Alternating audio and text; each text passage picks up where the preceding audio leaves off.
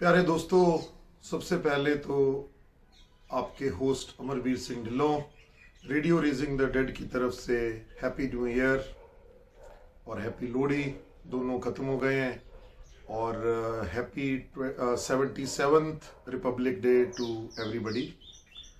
सो दोस्तों, जैसे कि काफ़ी समय पहले मैंने आपको ये बोला था कि XH डेटा की सीरीज़ कौन कौन सी हैं, तो उसी श्रृंखला में अब हम उसका अगले वाला रेडियो D-219 का अगला रेडियो हम उसकी आज अनबॉक्सिंग और सटीक समीक्षा करते हैं प्रॉपरली।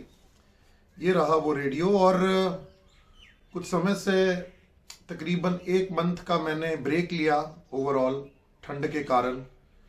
तो आज शाम के 5 बज गए हैं और इस वक्त मैं अपने गांव बादल में हूँ। तो वहाँ से आज ये अनबॉक्सिंग का वीडियो मैं आपके साथ शेयर करना चाहता हूँ। तो चलिए स्टार्ट करते हैं इस वीडियो को।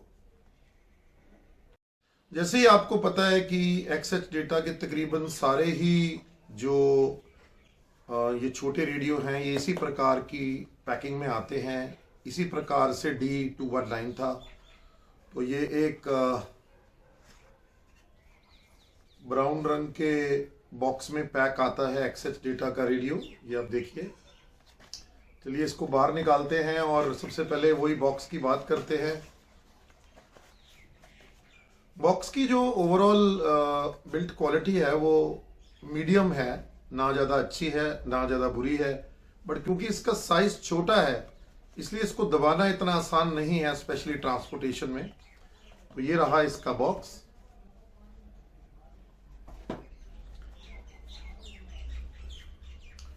और ये आ गया प्यारे दोस्तों इसका रेडियो।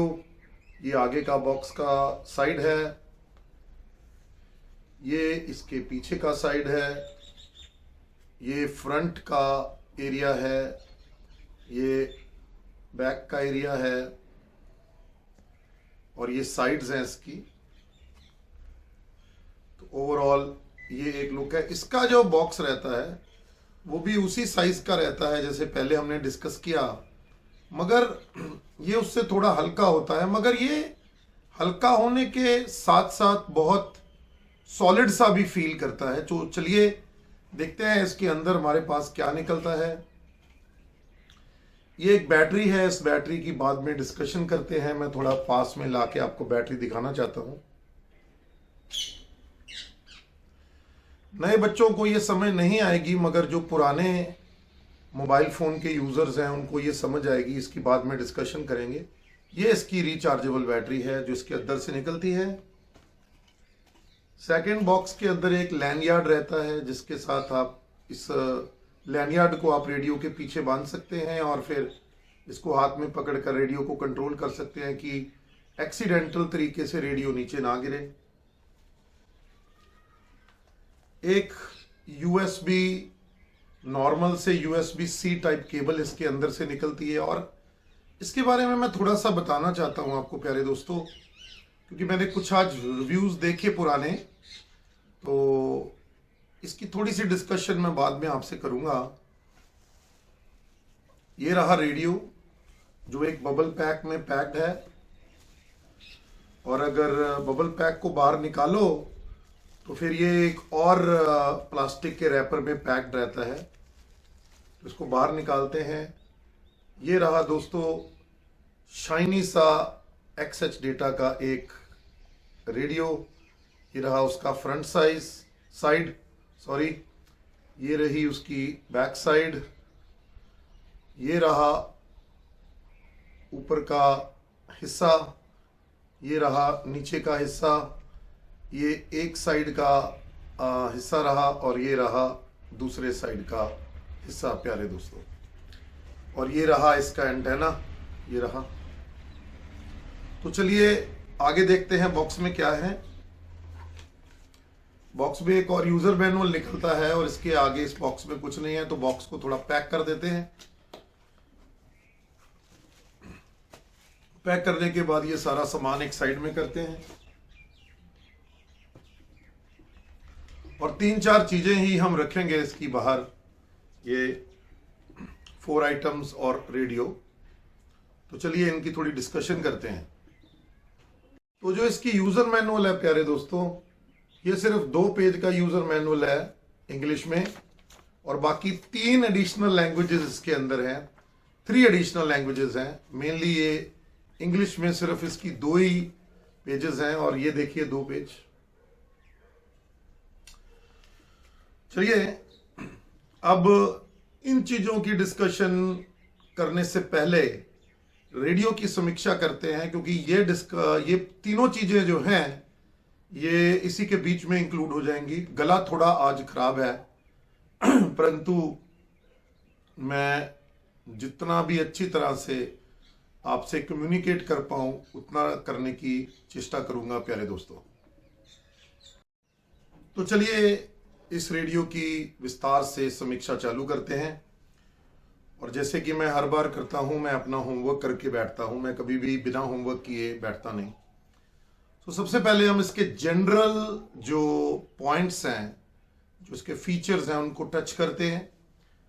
सबसे पहले है कि ये एक 3 बैंड का रेडियो है। जी हाँ, इसमें FM, शॉर्टवेव और मीडियम वेव तीनों बैंड्स हैं। और ये इसकी खासियत है कि ये लॉन्ग वेव को ये सपोर्ट नहीं करता है, और लॉन्ग वेव हमारे इंडिया में दोस्तों है भी नहीं। सो उस बैंड का अगर रेडियो हमारे पास है भी तो लॉन्ग वेव का हम कोई भी प्रसारण नहीं सुन पाते हैं प्यारे दोस्तों। अब इसकी मजेदार बात क्या है?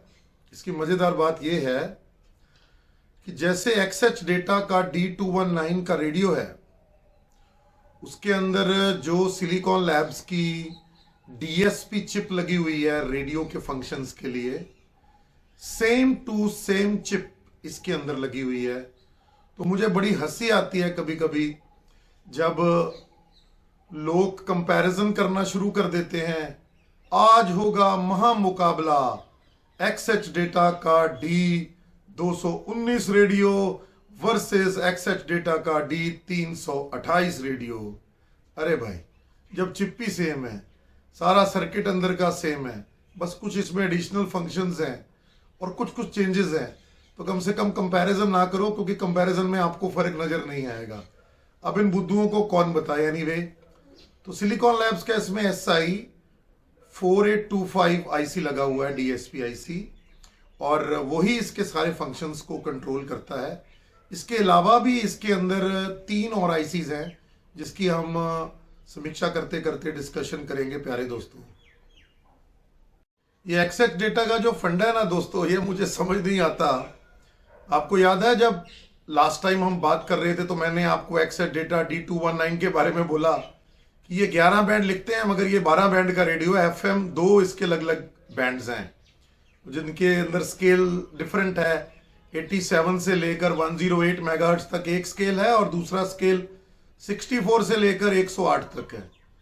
तो इसके अंदर ऐसा नहीं है प्यारे दोस्तों, इसके अंदर XH डेटा ने 12 बैंड लिखा हुआ है कि ये एक 12 बैंड का रेडियो है, जिसमें 2 FM के बैंड्स हैं जैसे मैंने आपको अभी समझाया, एक मीडियम वेव का है, और 9 बैंड इसके अंदर, 5 और ये 9 बैंड इसके अंदर है शॉर्टवेव के, अलग अलग फ्रीक्वेंसीज को लेके प्यारे दोस्तों।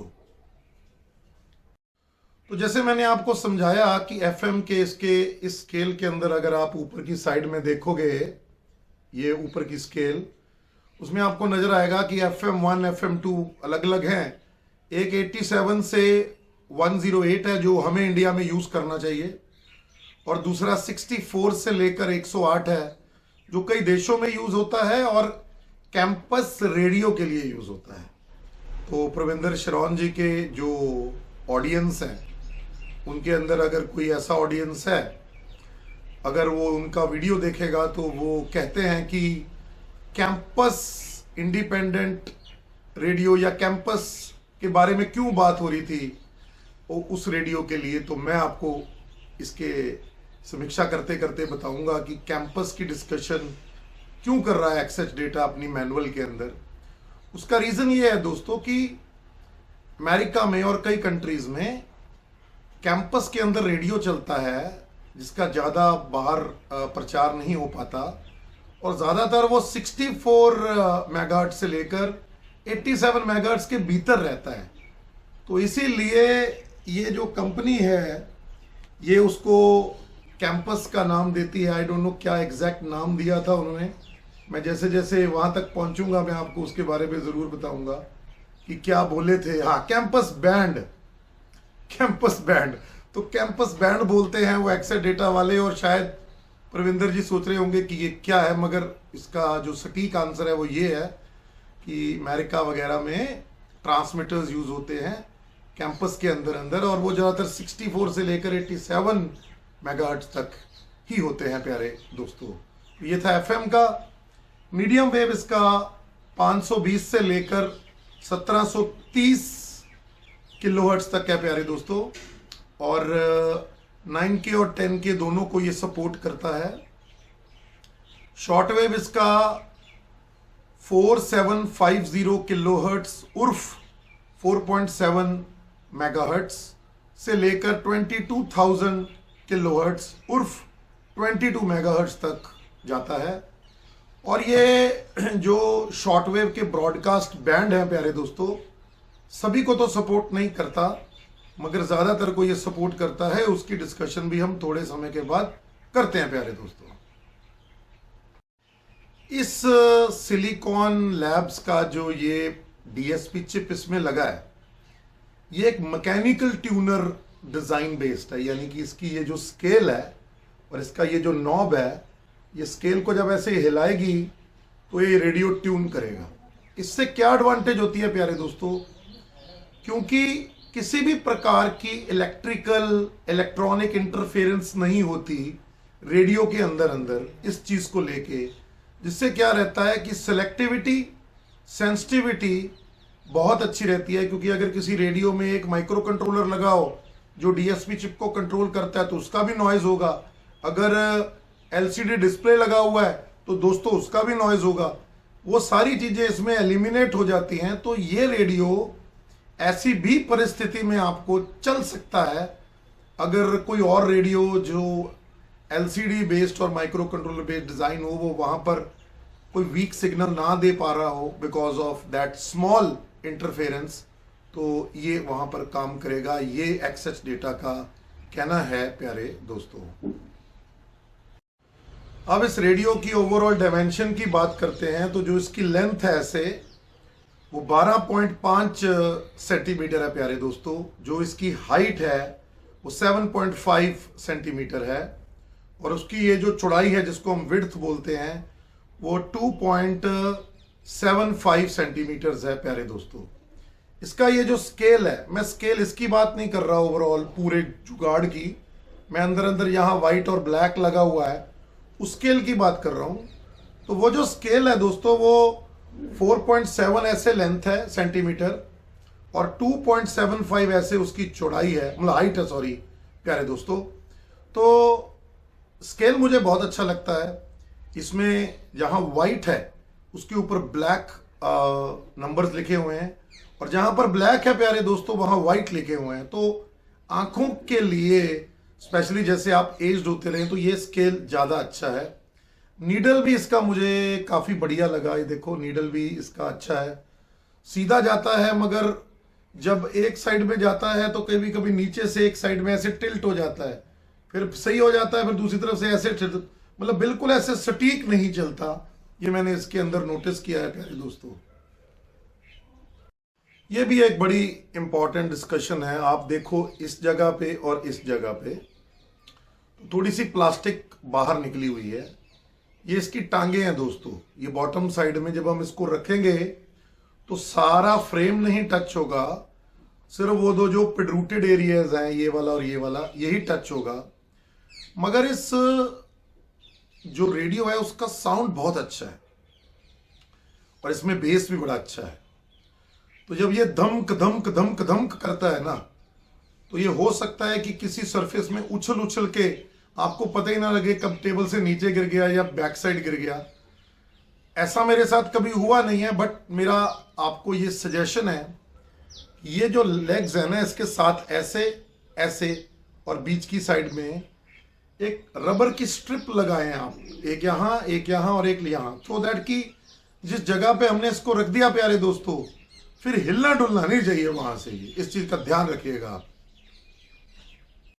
तो प्यारे दोस्तों, इस रेडियो के अंदर ट्यूनिंग इंडिकेटर नहीं है कि जब आप एनालॉग स्केल को लेफ्ट राइट करते हैं, जैसे अगर आप इसको लेफ्ट राइट करें तो जो सही पोजीशन है सिग्नल की, वहां पर एक लाइट ऑन हो जानी चाहिए। ये फैसिलिटी इस रेडियो के अंदर भी नहीं है, जबकि इसके अंदर एक लाइट यहां चार्ज के इंडिकेटर के लिए लगी हुई है यहां पे, और दो यहां लगी हुई है प्यारे दोस्तों। एक MP3 मोड में जब आप सिलेक्ट करते हैं वो जलती है, और एक रेडियो के मोड में जलती है, मगर ट्यूनिंग का इंडिकेटर नहीं है, नहीं है, नहीं है प्यारे दोस्तों। अब एक और चीज मैं प्रविंदर शिरोन जी के सब्सक्राइबर्स को बताना चाहता हूं। प्रविंदर जी का जो रिव्यू वीडियो था उसमें वो इस स्विच की बात करते हैं जो इस रेडियो को ऑन करता है।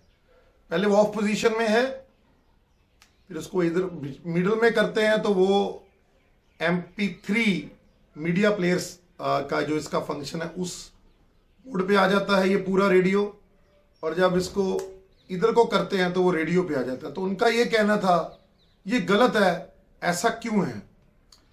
तो आप सबकी नॉलेज के लिए मैं आपको बताना चाहता हूं कि अगर रेडियो का फंक्शन बीच में रहेगा तो हम लोग ज़्यादातर इसको ऑफ करेंगे और रेडियो चलाएंगे, तीसरे सिलेक्शन पे कभी भी नहीं जाएंगे, बहुत कम जाएंगे।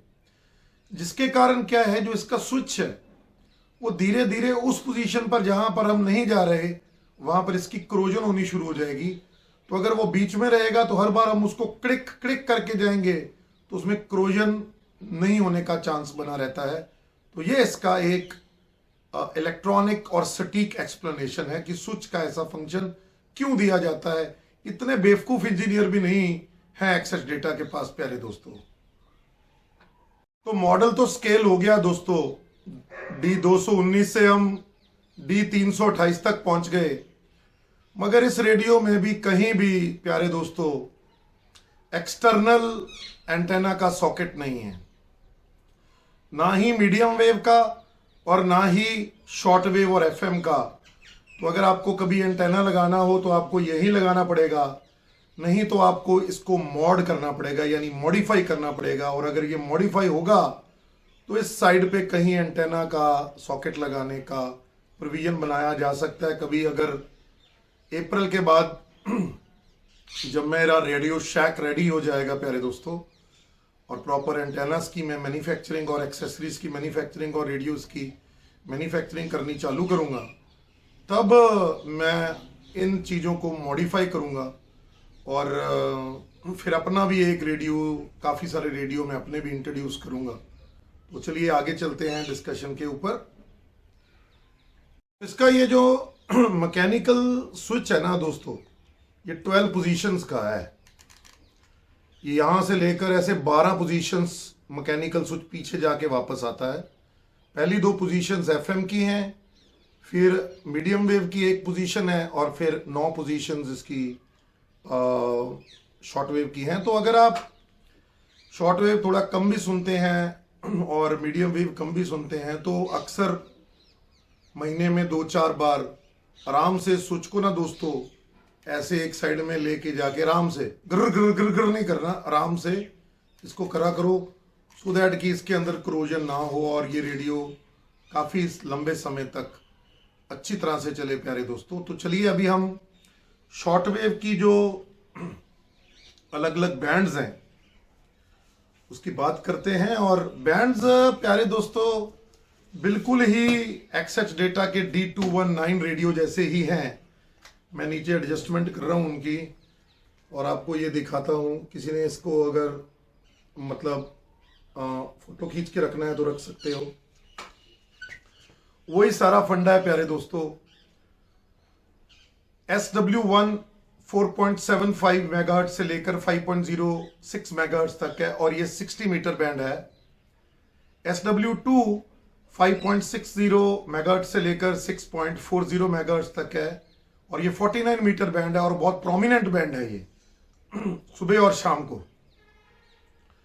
SW3 6.8 से लेकर 7.6 मेगाहर्ट्ज तक है और ये 41 मीटर का बैंड है प्यारे दोस्तों।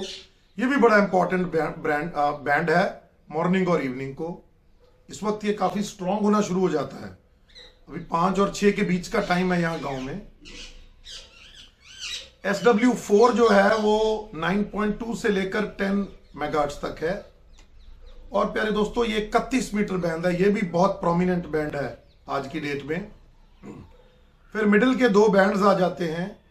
SW5 11.45 से लेकर 12.25 तक, ये 25 मीटर का बैंड है और SW6 जो कि 13.4 मेगाहर्ट्ज से लेकर 14.2 मेगाहर्ट्ज तक है और ये 22 मीटर का बैंड है।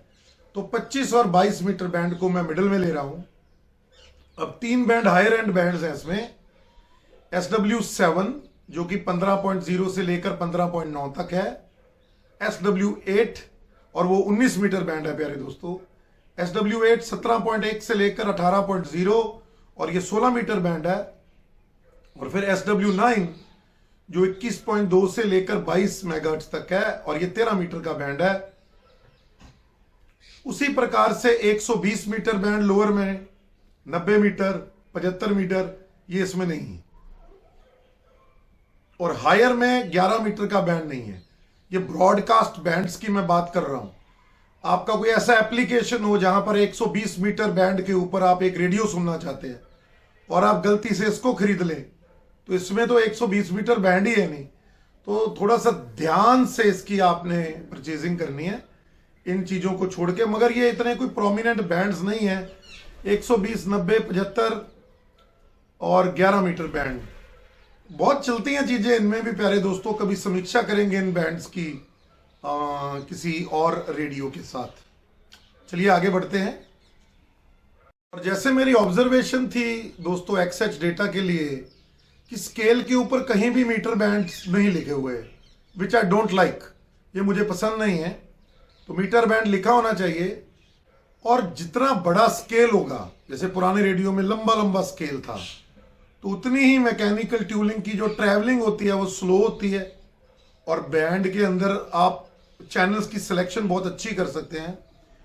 इस रेडियो में क्या है, क्योंकि बहुत ही कम ट्रैवल है, ट्रैवल अराउंड 4.5 सेंटीमीटर है ऐसे, तो इसका जो डायल है वो बहुत छोटा है और ये एक DSP रेडियो है।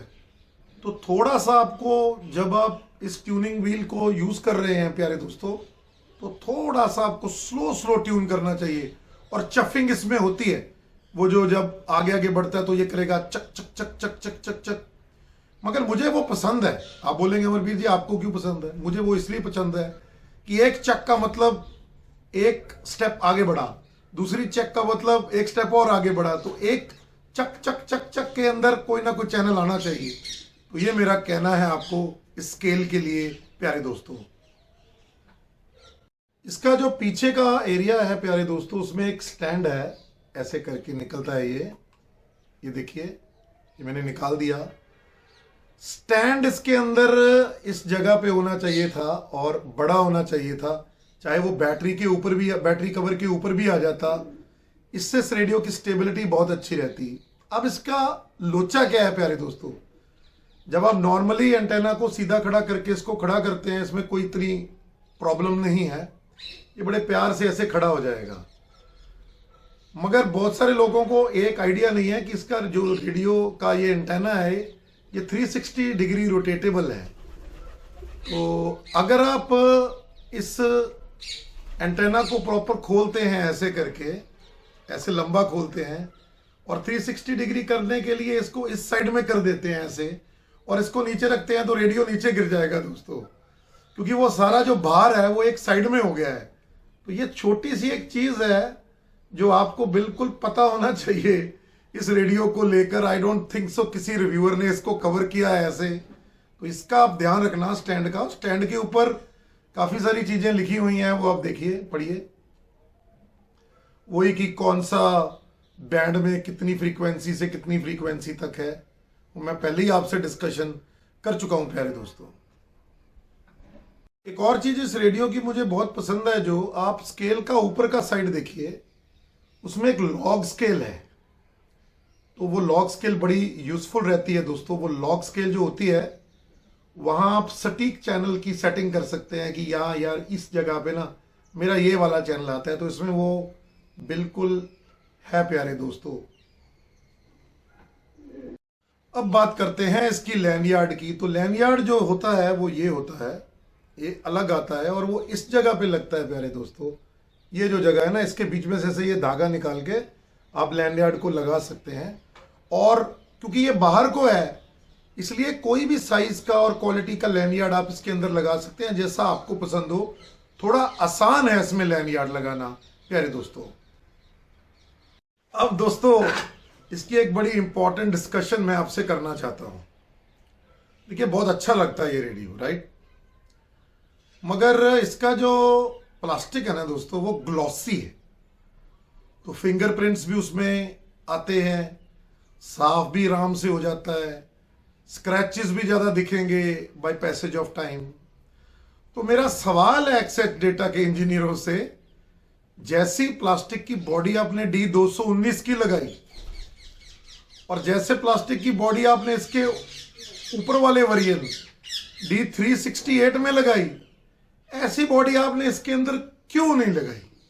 तो यही मैं कहना चाहता हूं इसकी बॉडी के लिए। मगर सॉलिड है, कोई दिक्कत वाली बात नहीं है प्यारे दोस्तों। और अगला यह है कि एक मैकेनिकल ट्यूनर बेस्ड रेडियो है, वो तो हम डिस्कशन कर ही चुके हैं।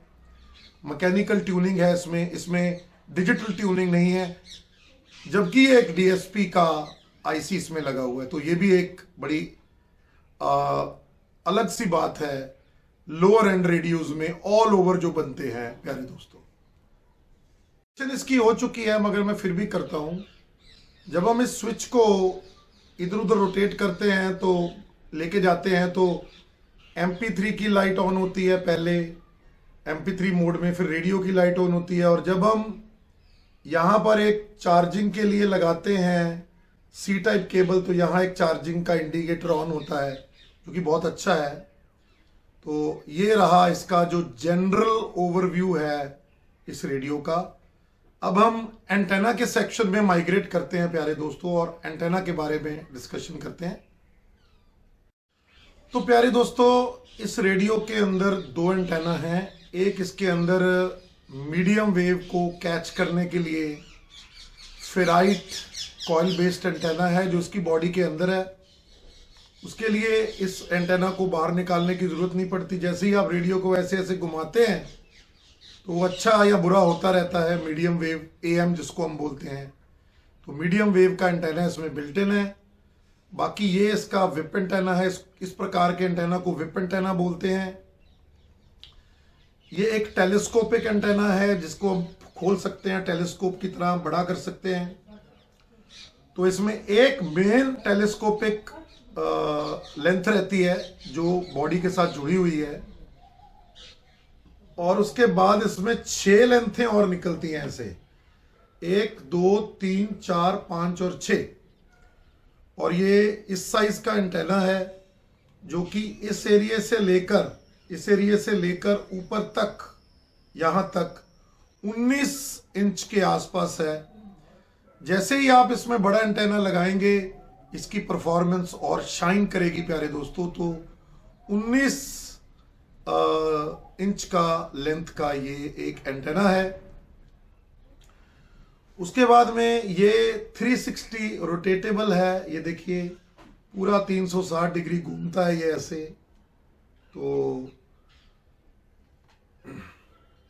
एक्सटर्नल एंटेना लगाने के लिए कोई इसमें सॉकेट नहीं है, जैसे मैंने आपको पहले भी बताया। होना चाहिए, मगर ये रेडियो उस प्रकार के इंथुजियास्टिक लोगों के लिए नहीं बना। ये एक जनरल रेडियो है, तो जनरल रेडियो में ये इस प्रकार की चीज़ों को इंक्लूड नहीं करते प्यारे दोस्तों।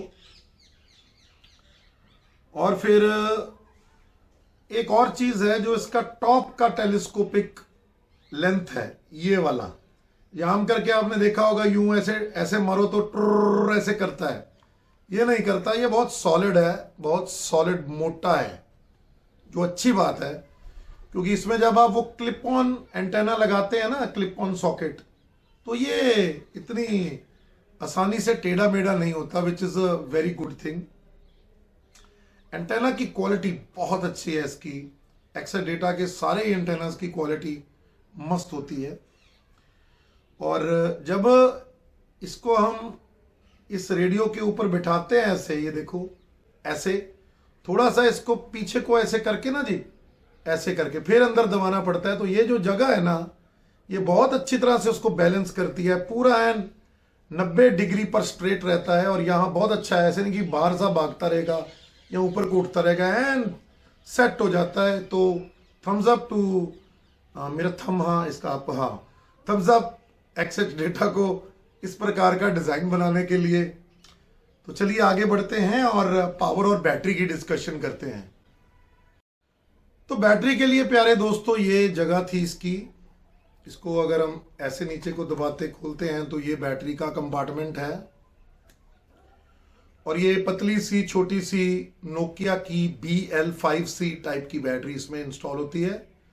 ये अप्रॉक्सीमेटली दोस्तों 1000 milli ampere per hour mAh लिखा होता है इनमें, और डिपेंडिंग कैसी क्वालिटी, ये मैंने लगा दी अंदर, डिपेंडिंग कैसी क्वालिटी आपको ये बैटरी मिलती है या एक्साडेटा क्या प्रोवाइड करता है, उस प्रकार का आपको इसका बैकअप आएगा। तो बैकअप अच्छा है इस रेडियो का प्यारे दोस्तों। ये जो तार हमारे आती है, ये एक साइड तो USB में लग जाएगी नॉर्मल, और दूसरा ये रेडियो के इस जगह पे लगेगी, इस जगह पे, तो ये लग गई। इसी से ये बैटरी चार्ज होती है प्यारे दोस्तों। और इधर में जो हमारे को अडेप्टर चाहिए वो होना चाहिए 5 वोल्ट, सारे ही 5 वोल्ट होते हैं, मगर कुछ जो नए नए मॉडर्न है ना, वो 9 वोल्ट 12 वोल्ट भी निकालते हैं। तो 5 वोल्ट का हमारे को अडेप्टर चाहिए, जो मिनिमम 500 मिली एम्पेयर का हो, मगर मैनुअल में बोलते हैं कि 1 एम्पेयर तक के भी चल जाएगा, मगर एम्पेयर का कोई लॉजिक नहीं होता है दोस्तों।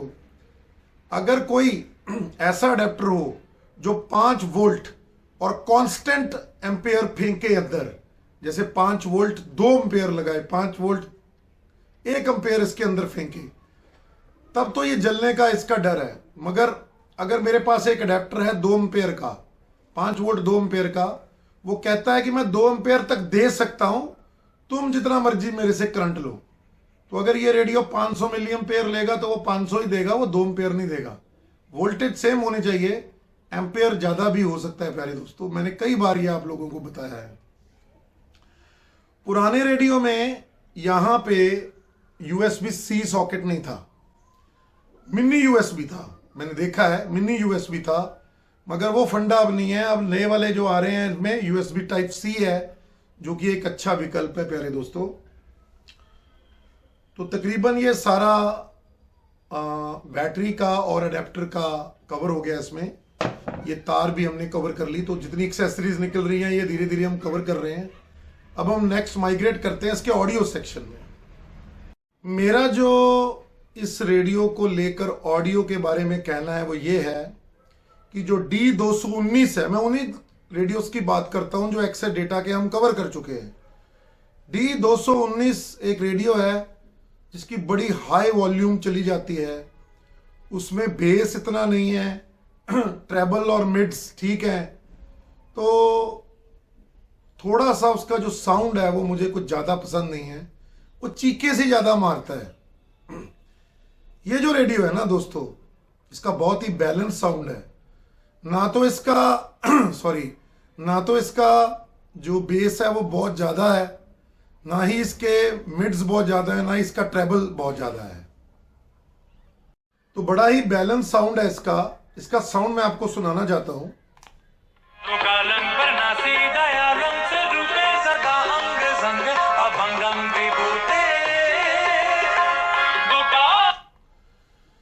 तो साउंड के मामले में ये बहुत ही धुरंधर रेडियो है। अगर आप D219 से आगे माइग्रेट करते हैं तो 219 के फीचर तो आपको इसके अंदर मिलेंगे ही मिलेंगे। उसका रीजन क्या है कि ये SI4825 चिपसेट के ऊपर बेस्ड है, आईसी के ऊपर बेस्ड है, सेम टू सेम जो D219 है।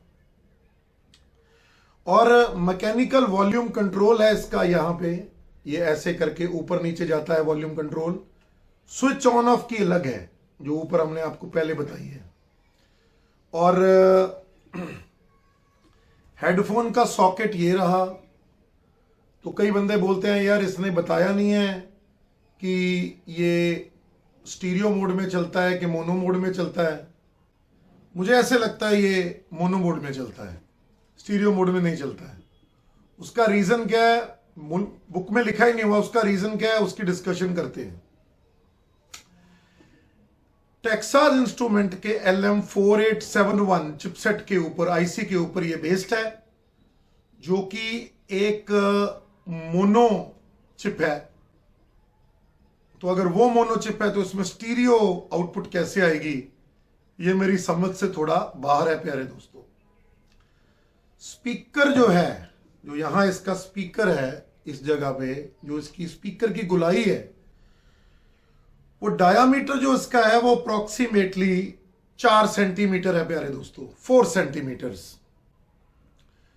4 ओम है और 3 वॉट है। यही जो आईसी है LM4871, ये कई कॉम्बिनेशंस में मिलता है। तो 4 ओम का जो कॉम्बिनेशन है वो 3 वॉट तक की आउटपुट निकाल सकता है। एंड आई थिंक सो वो PMPO होगी। 1.5 वॉट RMS आउटपुट ये चिप निकालती है। तो ये स्पीकर भी उसी प्रकार से निकालेगा। PUH स्पीकर है ये। PUH स्पीकर का जो PUH स्पीकर होते हैं उनकी जो साउंड होती है ना वो बहुत अच्छी है। तो इसके अंदर एक PUH स्पीकर यूज हुआ है, जिसी के कारण इसकी इतनी अच्छी साउंड है प्यारे दोस्तों। जैसे मैंने अभी आपको सुनाया था कि लोज, मिड्स और हाइज, यानी कि स्ट्रिंग इंस्ट्रूमेंट्स हाई में, मिड्स वोकल और कुछ और चीजें, और लोज में जैसे ड्रम्स, उनकी आवाज बहुत बैलेंस्ड है इसमें प्यारे दोस्तों। अब इस रेडियो में XH डेटा के D219 से अलग क्या है? अगर आप बोलते हैं अमरवीर जी चिपसेट भी सेम है तो अलग क्या है? अलग दोस्तों यही है, ये जो आप बटन्स और ये सब कुछ देख रहे हैं, यहां पर आप एक माइक्रो SD ट्रांसफ्लैश कार्ड लगा सकते हैं, जिसमें कि आप अपने MP3 सॉन्ग्स डाल सकते हैं। MP3 के अलावा भी ये कोई फॉर्मेट्स को सपोर्ट करता है कि नहीं करता, उसकी मैंने टेस्टिंग नहीं की, जैसे वेव, फ्लैक एटसेट्रा एटसेट्रा। वो इसके मेन जो MP3 बजाने का जो इसके अंदर चिप लगा हुआ है, आईसी लगा हुआ है, उसके ऊपर बेस्ड है कि वो सपोर्ट करती है कि नहीं करती है। तो ये ट्राई करने वाला फंक्शन है।